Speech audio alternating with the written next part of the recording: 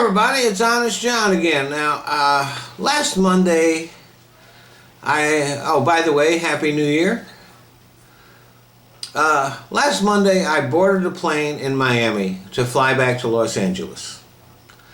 And we were on the plane for about 15 minutes when we were all told that we had to get off the plane.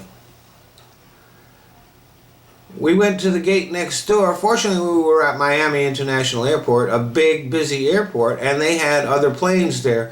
So we were only delayed about an hour while they brought us another plane. And so, an hour late, we flew to LA. And about halfway through the flight, while waiting to use the toilet, I asked the flight attendant what was wrong with the other plane. And she told me that there really wasn't anything wrong with it, but that its certificate would have expired about halfway through the flight. So they weren't going to take off and have their certificate expire while they were in the air. Which, I think that's a pretty good way of handling it. After all, something you don't think about. But periodically, all commercial airlines are inspected and certified, and we're all safer because of that. So then when I got home, I heard about the plane crash in Asia. And I was thinking about, well,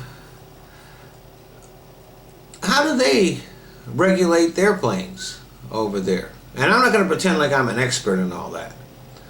But I do know that, for example, here in the United States, if you fly within the United States, the federal government handles the regulation of the airlines. So there's a uniformity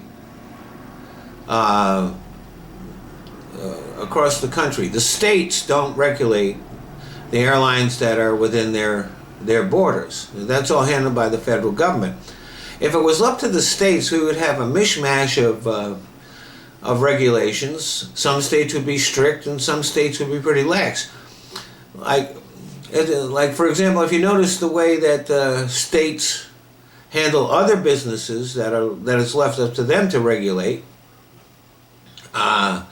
in many cases, in order to attract businesses to them, the states do very little regulation. Texas, for example. So that encourages businesses to settle there. So if the states were left to regulate our airlines, they would do what these other businesses do, and that is they would settle where they're taxed less and where they're regulated less. And flying would be a lot less safe for all of us if that were to happen. But when you fly internationally, for example, let's say that you're in Asia, instead of flying a long distance and still being in the same country, for the most part, if you fly for any distance at all, you're in another country. And there is a basic, there are basic levels of security and regulation that have to be in place. There's a thing called the International Airline Association, which establishes minimum best practices. But then there's a whole lot of stuff that's just left up to the individual countries. How they screen and train pilots in Korea, for example, is quite a bit different than how we do here. And exactly what their regulations are for inspecting and maintaining planes, I'm not going to pretend like I have any expertise in that, and I'm sure that there is a minimum standard. But what happens is this, is that when airlines fly internationally, there are contracts that are drawn up between the where you're starting from and where you're landing that allow planes to go back and forth between these countries. And so those contracts decide which rules they will follow. So any airline that flies here into the United States from a foreign country has to follow American rules for those flights. But when they're flying within their own country, they follow their own rules. So for example, in Japan, I have flown into Japan and then flown to several cities within Japan, and they handle security a little different. Now you still get your baggage x-rayed and all that, but you don't have to take off your shoes. And you can bring a drink from outside security onto the plane. They have this little machine. You put your bottle of water or your bottle of soda on the machine. A couple of seconds later, a green light comes on and it gives a little beep, and off you go. You don't have to do that little thing with the little 3-ounce containers of stuff. When they're within their borders, their security, we might consider it a little more lax than ours. But then when I flew back from Japan into the United States, they did security exactly the same way that we do it here. However, when I flew from Japan to Korea, we followed the Japanese rules. So all the states do things quite a bit different. Another example,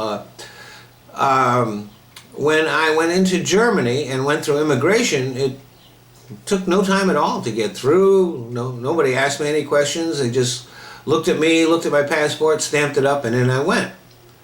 But as I was leaving Germany, all of a sudden, that's when things became difficult.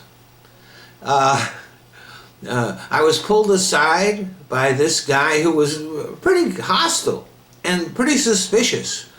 And he began asking me a bunch of questions about what I was doing there in Germany.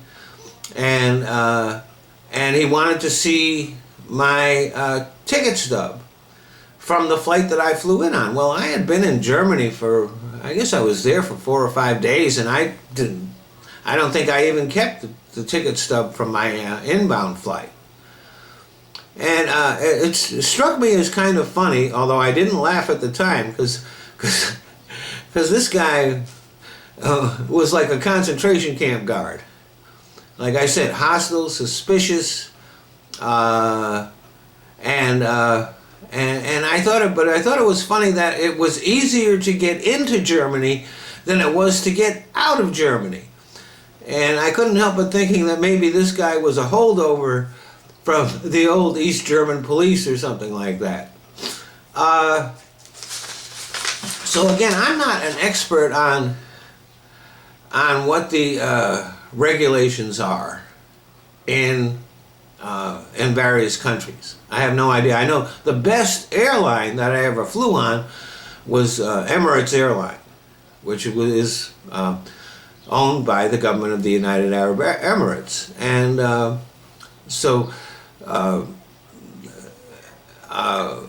and things were much different on that plane as far as service, the meals, everything. It was absolutely wonderful. The seats were even more comfortable than they are in most American planes. So I know that how each country handles its inner security varies depending on their culture. So there's a lot that I don't know, and I did a lot of Googling to try to find it, but there's so many different countries that you can't really learn a whole lot.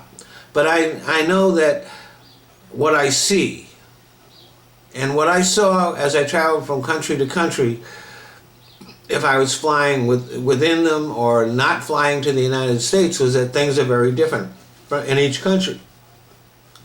And I can only wonder about the processes that I don't see. Thanks for listening.